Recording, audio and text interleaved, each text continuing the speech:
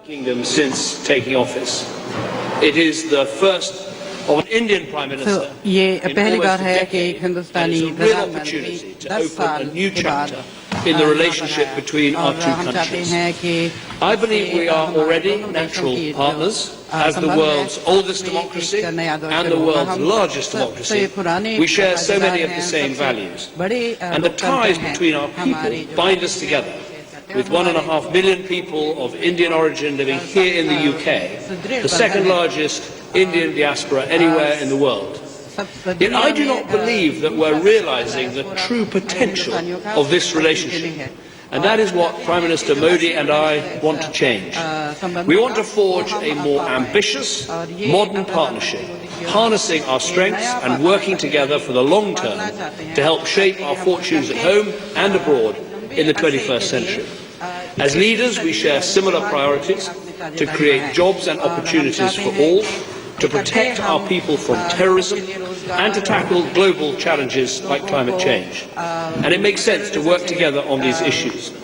So today we've discussed how to build a stronger economic partnership, a stronger defence partnership, and a stronger global partnership. And let me say a word about each.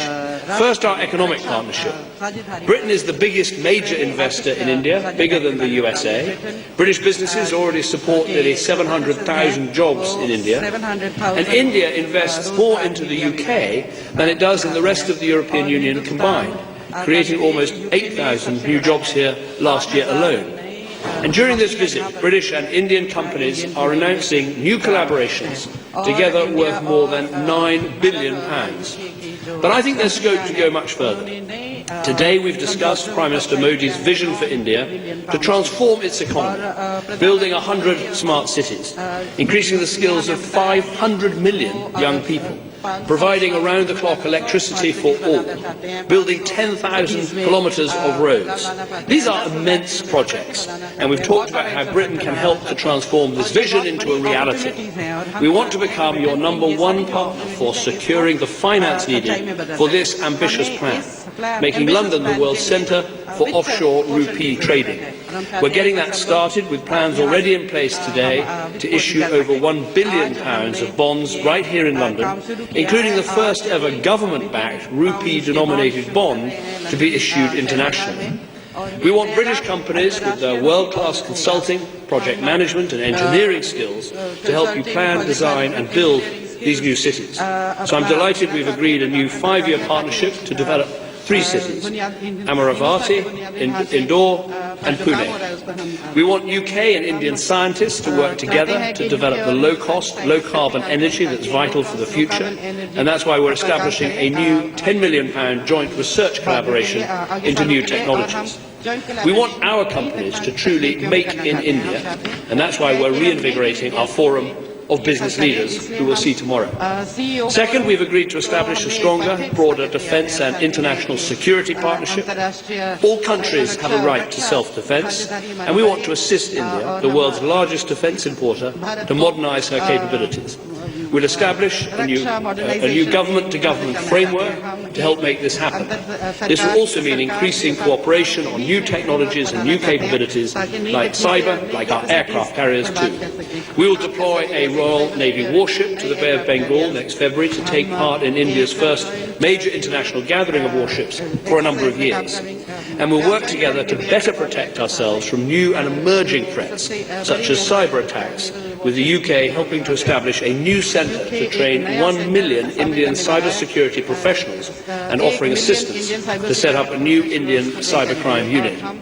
Finally, as global powers with a global outlook, we discussed what more we can do to solve the challenges we face.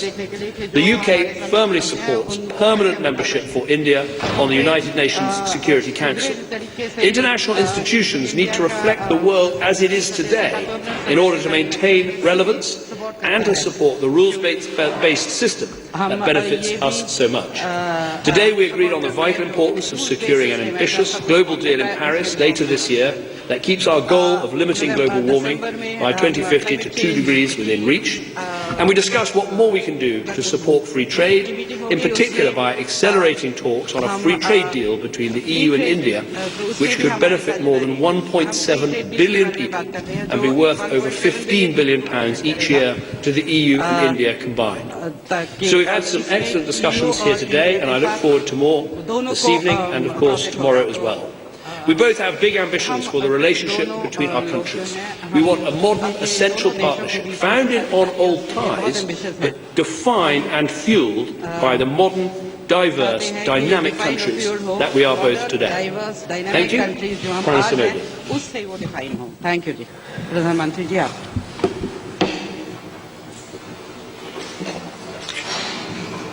प्रधानमंत्री Shri Cameron, media के सभी साथियों,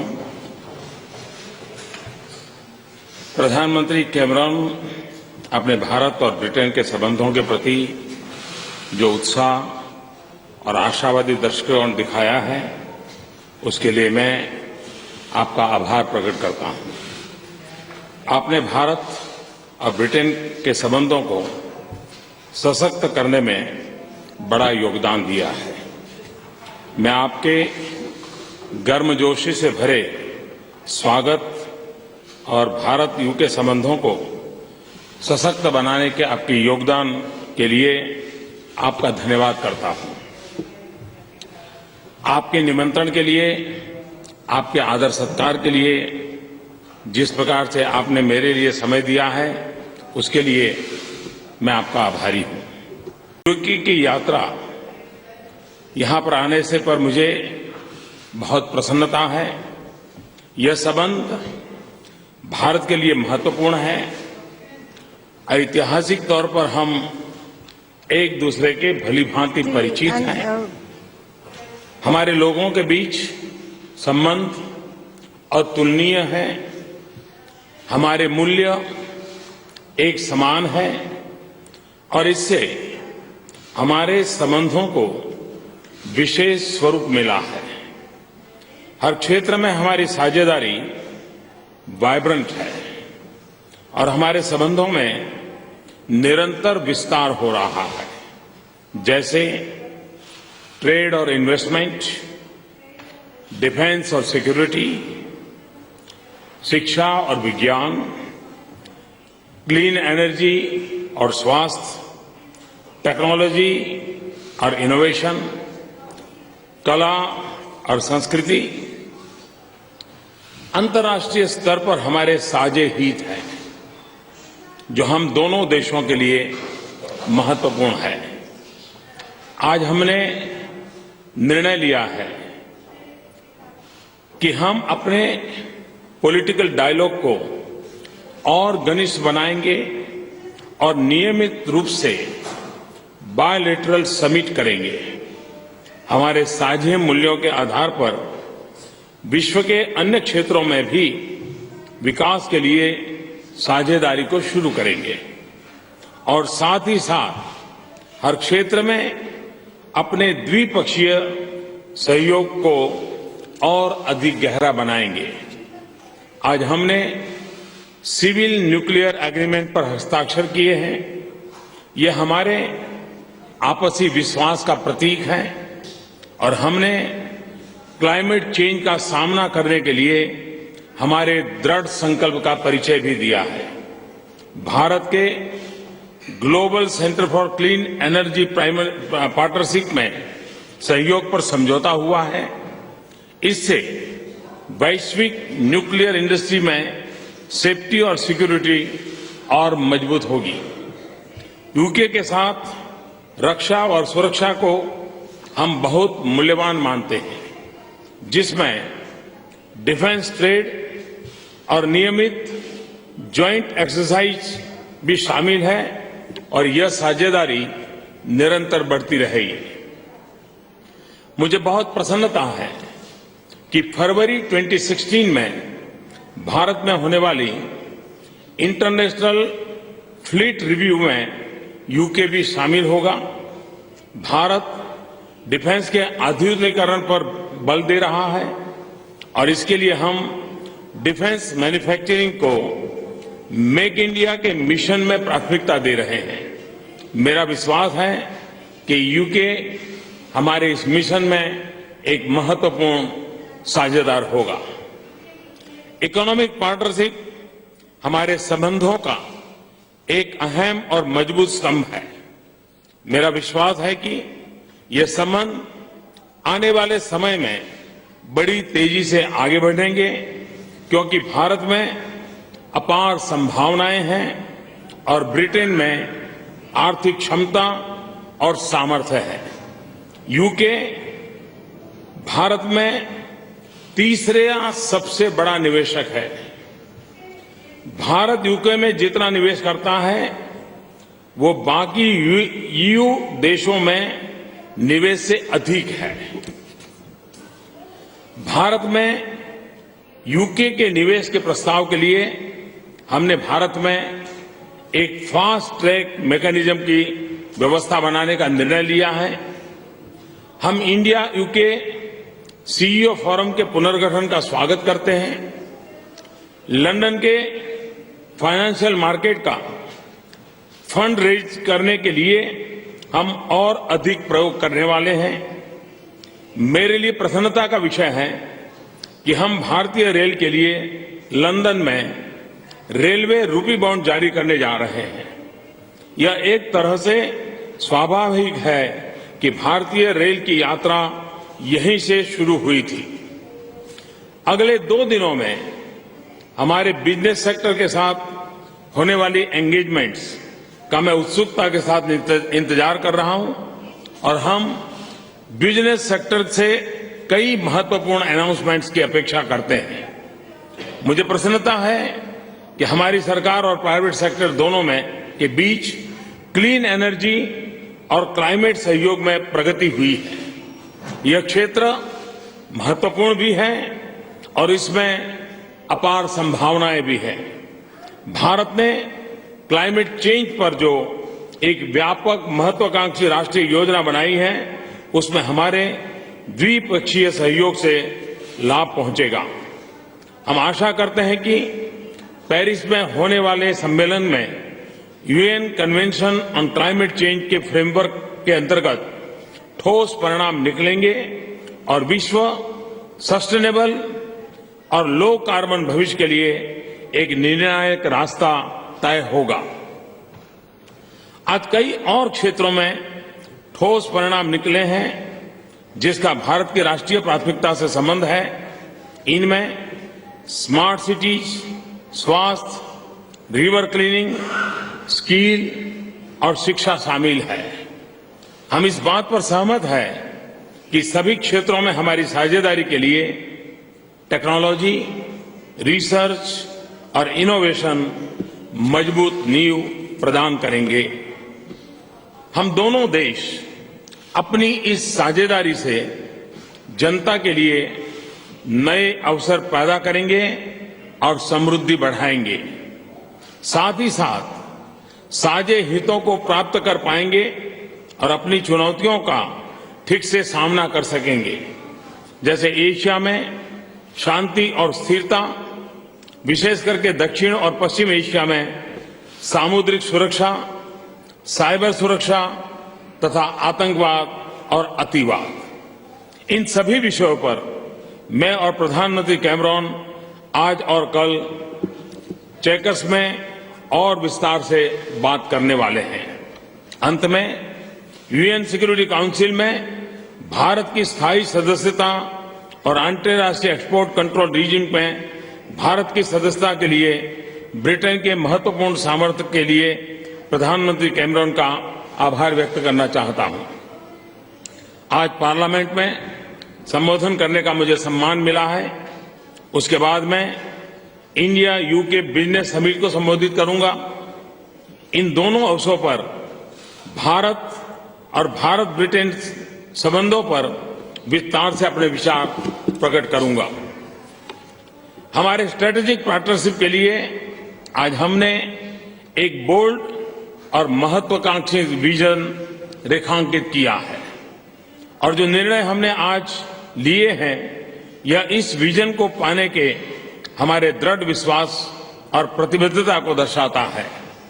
आज के परिणामों से ये स्पष्ट होता है कि हमारे संबंध नई और ऊंचाइयों पर आज ही पहुंच चुके हैं। Thank you. Thank you very much indeed, Prime Minister. We've got, I think we'll start with a British question from the BBC. एक प्रश्न BBC की Justin तरफ Roebuck from the BBC. Prime Minister Cameron, you've visited India 3 times Minister Cameron, since you came to power. Why has it taken so long to get a return visit? And Prime Minister Modi, India is becoming an increasingly intolerant place. Why? But let me answer your question. Actually, India is not only the first major country I visited as Prime Minister, it was also the first major country I visited as leader of the opposition. So I have been wanting to see a strengthening of this relationship, not just for the last 5 years, but the last 10 years. And I think we have made some important progress. The figures on investment are very striking. You know, India invests more into Britain than into the whole of the rest of the EU combined. And in terms of G20 countries, Britain is the biggest investor, bigger than America, bigger than France, bigger than Germany, into India.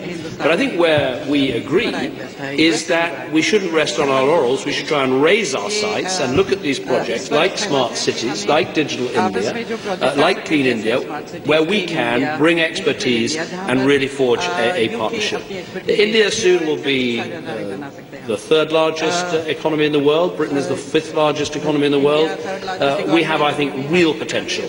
As for the time it takes to have a visit, I'm delighted that the Prime Minister is here. We've met many times before at G20s, most recently in New York, and we agreed to make this visit an absolute centrepiece of building a stronger relationship, which is what we're doing today. Prime Minister. Meeting के बाद हम हर साल मिलेंगे। Prime minister जी, आप कुछ कहना चाहेंगे? ये बात सही है कि एक 10 साल का अंतराल रहा, लेकिन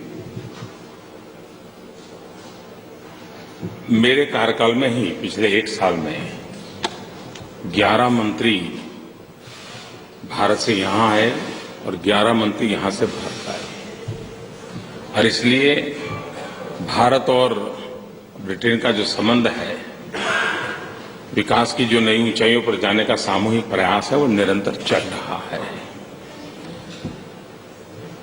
मेरा भी प्रधानमंत्री जी के साथ 2 बार विस्तार से चर्चा करने का मुझे अवसर मिला है और हमारे संबंधों को और अधिक गहरे करने की दिशा में हम काफी यशस्वी रहे हैं।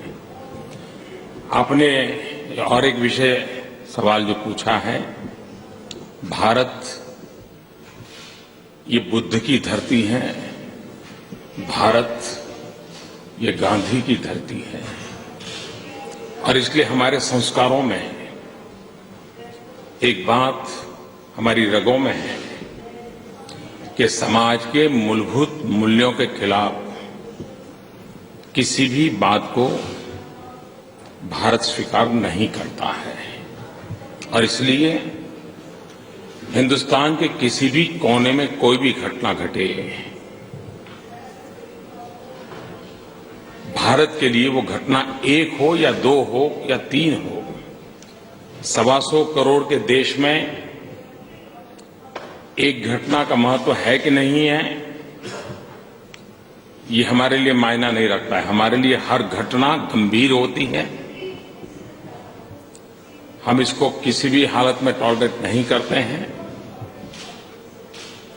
कानून कठोरता से कार्रवाई करता है और करेगा, और भारत एक वाइब्रेंट डेमोक्रेसी है जो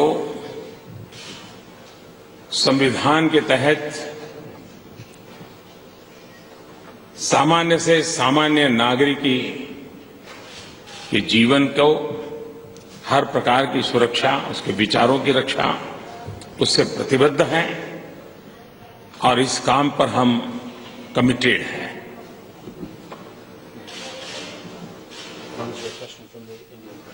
ANI? Yeah. Sir, my question is to both the Prime Ministers. Sir, both India and UK are victims of terror from same terrorist groups. Both our cities are being bombed by the people who are trained from the same source of life. Both are people, both countries lost lives in Afghanistan, the same set of terrorists. In your discussions today, sir, did you discuss the shared concerns and did you agree on some of the cooperation in this field?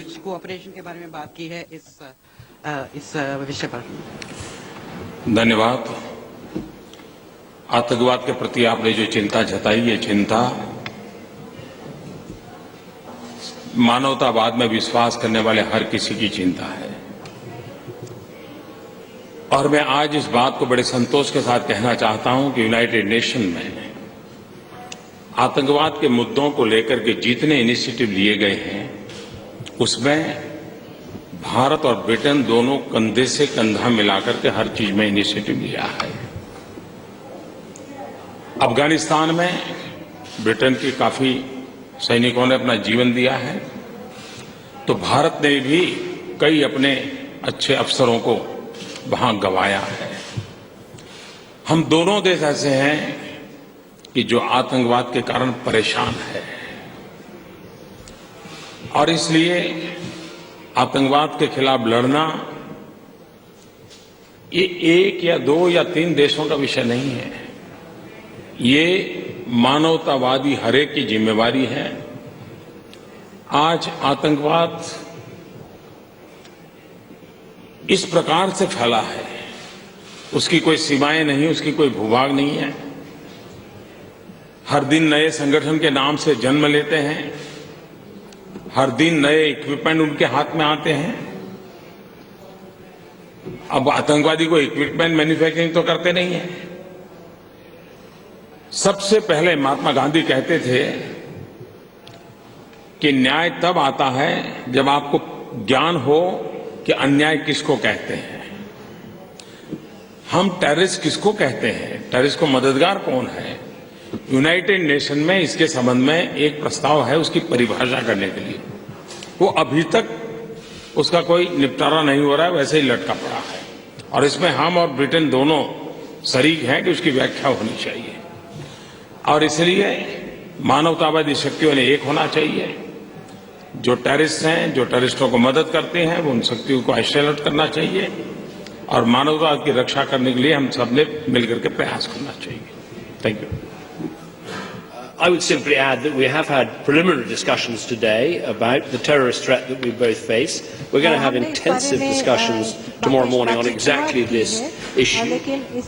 India has suffered on the streets of Mumbai, for instance. We have suffered on the streets of London. And we have to confront particularly this Islamist extremist violence and terrorism, which is doing so much damage not just to our countries but also to the world. The argument I would make is it's not enough simply to close down terrorist groups and close down ungoverned space, which is what our intervention in Afghanistan was about, was to try and make sure that that country was run by a government with the power to keep terrorist groups out of that country. We also need to deal with the narrative that the terrorists use, with the culture of grievance they try to build up to justify unjustified actions, and that I think will be part of our discussions tomorrow. Let's hear from Nick Watt from The Guardian. Thank you, Prime Minister. Prime Minister Cameron, can I ask you, how comfortable do you feel welcoming Prime Minister Modi to this country, given that for the first 2 years of your premiership, he was not permitted to visit this country because of his record as Chief Minister of Gujarat? And on Europe, can I ask you, Donald Tusk has just said that unless the European Union strengthens its external borders, there will be no future for Schengen. Do you agree with him? And what do you say to Martin Schulz, who says that Europe is very happy to spend billions of pounds on bankers, helping them, but is pretty miserable when it comes to helping migrants? And Prime Minister Modi, can I ask you, in the next 2 years, the United Kingdom will be having a referendum on whether to remain in or leave the European Union. Do you see a future for the United Kingdom outside the European Union? And also, Prime Minister Modi, can I ask you, tomorrow night you will obviously have a rapturous reception at Wembley Stadium, but there are a number of protesters out today who are saying, and I'm wondering what you say to them, that given your record as Chief Minister of the state of Gujarat, you do not deserve the respect that would normally be accorded to the leader of the world's largest democracy? Thank you. Nick, lots of questions there. Let me try and answer all of them. I'm pleased to welcome Prime Minister Modi here. He comes with an enormous mandate from the people of India who made him Prime Minister with a record and historic majority. As for what happened in the past, there were legal proceedings. There were also, as my colleague Priti Patel said earlier today, representations from the British government at the time. But we're now discussing a future partnership between Britain and India, both of us backed by our countries for this Parliament to work together to strengthen the partnership that we have. On the other issues that you raise, the reason for supporting banks in a crisis is not that they are uniquely wonderful things or wonderful people, but simply if you allow banks to collapse, they pull down every other business with them. But that's why we've reformed the system in this country, so that if banks get in trouble in future, they are bailed out by their own creditors and not by the taxpayer. As for support for migrants, I think Britain can hold its head high up internationally, because we have given more than any other European country, indeed more than any other country in the world apart from the United States of America, to help with the Syrian refugee crisis, supporting the neighbouring countries, supporting people in Syria, and of course supporting the refugee camps. No country apart from America has done more. As for what Donald Tusk says about Schengen, Britain is not in Schengen. We have kept our own borders while being part of the European Union. So it's not really for me to say. But obviously, I want to help my colleagues in Europe deal with this migration crisis. That is why, actually, we've done more than any other European country to support the European asylum support officers that are helping to deal with this crisis on Schengen's external borders, and we'll continue to do that. But clearly, you need to have either a system with external borders or a system with internal borders. You can't have borders that don't work at either level. But as I say, Britain will remain out of Schengen. We will keep our own borders. We think that's important for our security. I think those are all the questions. Prime Minister. आपके सारे प्रश्नों का उत्तर दे दिया। प्रधानमंत्री जी, आपकी कुछ कहना चाहेंगे? एक तो कीप द रिकॉर्ड स्ट्रेट, इसके लिए मैं आपको जानकारी दूं। मैं 2003 में यहाँ आया था और बहुत ही स्वागत सम्मान मैंने उस समय भी यहाँ कार्यक्रमों में भाग लिया था। यूके ने कभी भी मुझे यहाँ आने पर रोका नहीं है, कभी कोई प्रतिबंध लगाया नहीं है। मेरे समय अभाव के कारण मैं नहीं आ पाया, वो अलग बात है। तो ये एक गलत परसेप्शन है, उसको करेक्ट कर लीजिए। दूसरी बात है कि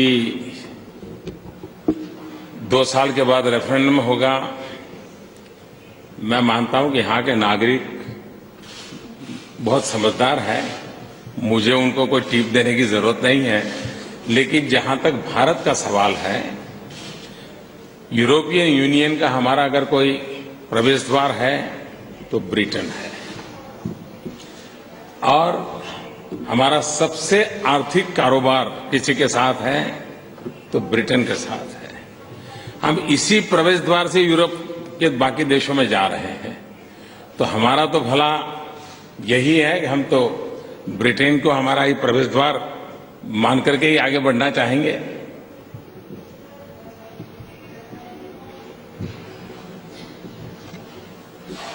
विकास सवाल है। मेरा सवाल ये है कि भारत इस समय एक बड़े बदलाव के दौर से गुजर रहा है और उसमें महत्वपूर्ण रोल आपके द्वारा शुरू की गई कई योजनाएं भी हैं। मेरा प्रधानमंत्री जी आपसे ये सवाल है कि भारत की आर्थिक परिस्थितियों और सामाजिक परिस्थितियों में आप किस तरह के सहयोग की आशा कर रहे हैं ब्रिटेन से। और मेरा डेविड कैमरन साहब से सवाल है कि भारत और ब्रिटेन के बहुत पुराने और ऐतिहासिक संबंध हैं। आप इन संबंधों को परिभाषित करने के लिए किस तरह के नए भूमिका में दिखाई देंगे या किस तरह की नई कोशिशें करेंगे ताकि ये संबंध और प्रगाढ़ हों? देखिए, आप भारत जिस दिशा में प्रगति कर रहा है प्रगति करना चाहता है।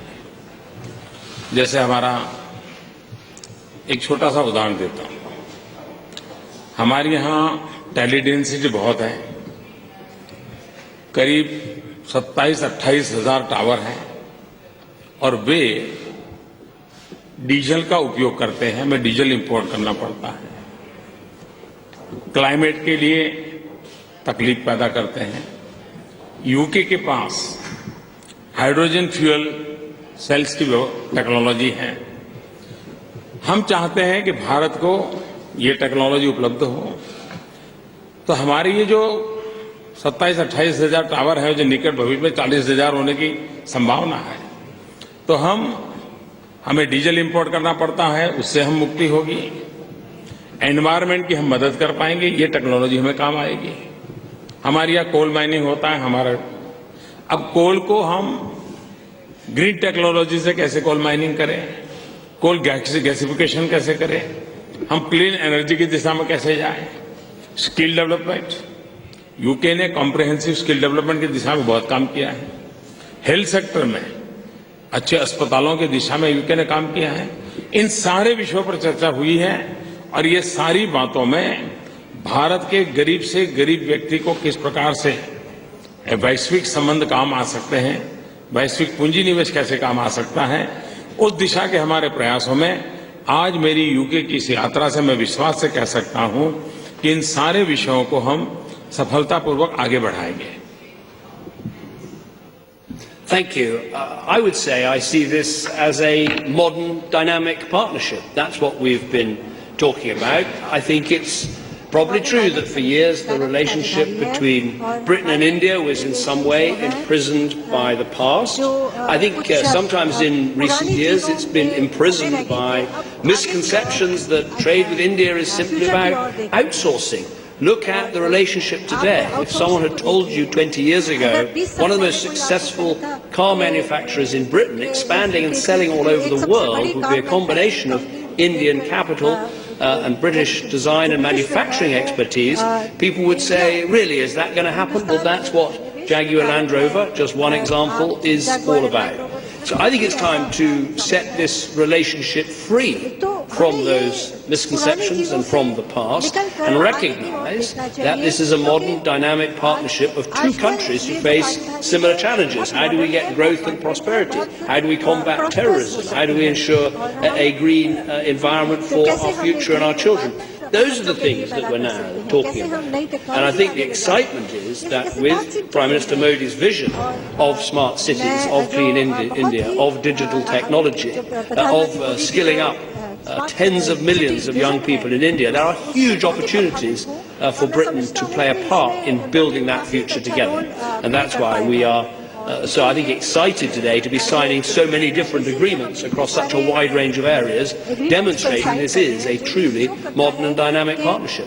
With that, we have a packed timetable, 2 speeches this afternoon, including the first to Parliament, and we must go and make the most of that. So thank you very much. Thank you.